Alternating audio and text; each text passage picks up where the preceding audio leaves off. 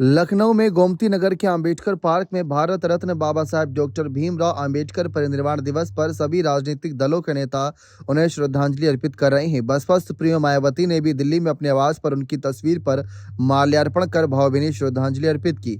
लखनऊ से लेकर दिल्ली तक श्रद्धांजलि अर्पित करने का कार्यक्रम हो रहा है। इस मौके पर मायावती ने कहा कि स्वतंत्रता दिवस, गणतंत्र दिवस, अंबेडकर जयंती और परिनिर्वाण दिवस जैसे विशेष अवसरों पर यह सवाल बार बार मन में उठता है कि संविधान के मानवतावादी और कल्याणकारी उद्देश्यों पर आधारित करोड़ों बहुजनों के आत्मसम्मान और स्वाभिमान वाले अच्छे दिन आखिर कब आएंगे। दरअसल लखनऊ में डॉक्टर भीमराव अंबेडकर सामाजिक परिवर्तन स्थल और नोएडा के राष्ट्रीय दलित प्रेरणा स्थल एवं ग्रीन गार्डन में बड़ी संख्या में कार्यकर्ताओं ने पहुंचकर श्रद्धांजलि अर्पित की।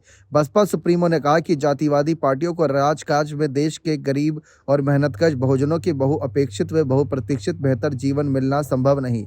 इसी कारण बाबा साहेब के आह्वान पर प्रेरित होकर बहुजन समाज सत्ता की मास्टर चाबी हासिल करने के लिए लगातार संघर्ष कर रहा है। नोएडा के सेक्टर 95 में स्थित आपको बता दें कि जिस तरीके से राष्ट्रीय दलित प्रेरणा स्थल में परिनिर्वाण दिवस के अवसर पर आयोजित कार्यक्रम में शनिवार की सुबह से ही कार्यकर्ता जुटने शुरू हो गए।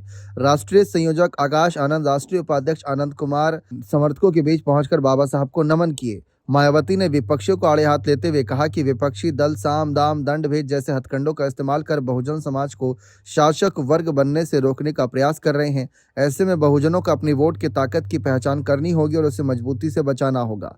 उन्होंने कहा कि बहुजनों को अपनी वोट की ताकत को सही से पहचानना होगा, उसकी रक्षा पूरे जी जान से करनी होगी।